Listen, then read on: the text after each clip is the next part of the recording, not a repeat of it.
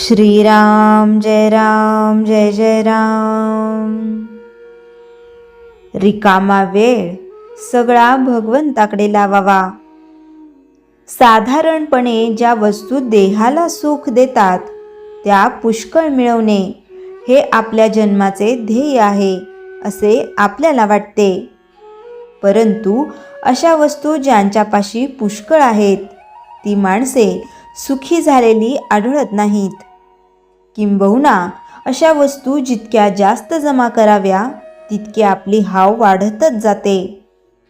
पुढे वय झाल्यावर देह क्षीण होतो आणि त्याचे भोगण्याचे सामर्थ्य कमी होते। मग वस्तू असून देखील मनाची तळमळ कायम राहते। म्हणून शहाण्या माणसाने आत्तापासूनच आपले सुख बाहेरच्या वस्तूंवर अवलंबून न ठेवण्याचा अभ्यास करावा।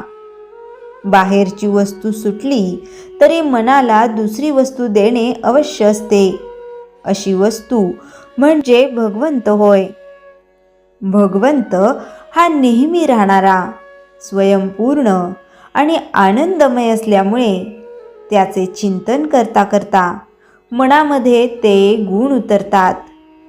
अर्थात मन भगवंताच्या चिंतनाने आनंदमय बनल्यावर त्या माणसाचे जीवन किती रसमय होत असेल याची कल्पना करावी।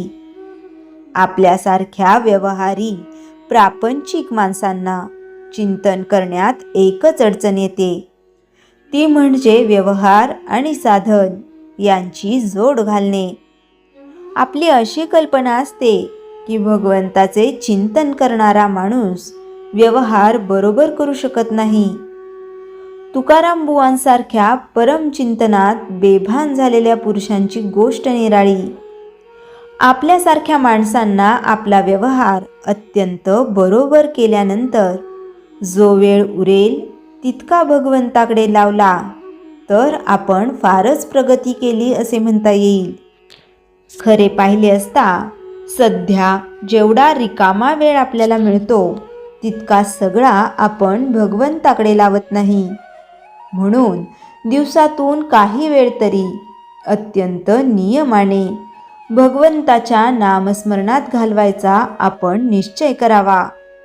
नामाच्या आड सर्वच गोष्टी येतात, आपण स्वतः देखील त्याच्या आड येतो, तेवढे सांभाळावे आणि जगाच्या नादी फारसे न लागता आपले नाम चालू ठेवावे। शिवाय देवासंबंधीची फक्त संतांनी लिहिलेली पुस्तके रोज थोडी वाचावी, त्यावर मनन करावे आणि ते आपल्या आचरणात कसे येईल याचा सूक्ष्म विचार करावा। अशा मार्गाने जो जाईल त्याची हा हा म्हणता प्रगती होईल आणि त्याला समाधान मिळेल। श्रीराम जय जय राम। श्रीराम समर्थ। चैतन्यवाणी। समाधान हीच खऱ्या आनंदाची खूण। श्रीराम जय जय राम। श्रीराम समर्थ। दासबोध समास 3 दशक 20। विषय स्वावलंबन, कर्तव्य बुद्धी आणि आत्मविश्वास। आज अनेक जण म्हणतात कोणीतरी मदत करायला हवं, परिस्थितीच वाईट आहे। समर्थ रामदास स्वामी या दशकात स्पष्ट सांगतात, माणसाने आधी स्वतः उभं राहिलं पाहिजे। समास 3 दशक 20 आपल्याला शिकवतो, स्वावलंबी बना, कर्तव्य सोडू नका, आत्मविश्वास ठेवा। 1. परावलंबनाचं दुःख। समर्थ सांगतात, जो नेहमी दुसऱ्यावर अवलंबून असतो तो आतून कमकुवत होतो। गोष्ट लंगड्या खुर्चीचा आधार। एक माणूस लंगड्या खुर्चीला टेकून उभा राहायचा। एक दिवस खुर्ची पडली, तोही पडला। दुसऱ्याच्या आधारावर उभं राहणं धोकादायक असतं। विश्लेषण, स्वतःची ताकद ओळखा। 2. स्वावलंबन म्हणजे काय? स्वावलंबन म्हणजे हट्ट नाही, स्वावलंबन म्हणजे स्वतः प्रयत्न करणं। समर्थ सांगतात, देवावर विश्वास ठेवा, पण हात हलवायला विसरू नका. गोष्ट शेतकरी. एक शेतकरी रोज म्हणायचा, देव पीक वाढव, पण नांगरणी केली नाही. दुसरा प्रार्थना करायचा आणि कामही करायचा. पीक दुसऱ्याचं आलं. 3. कर्तव्य बुद्धी. समर्थ स्पष्ट करतात, कर्तव्य टाळणं म्हणजे जीवन टाळणं. घर, काम, समाज प्रत्येक ठिकाणी जबाबदारी आहे.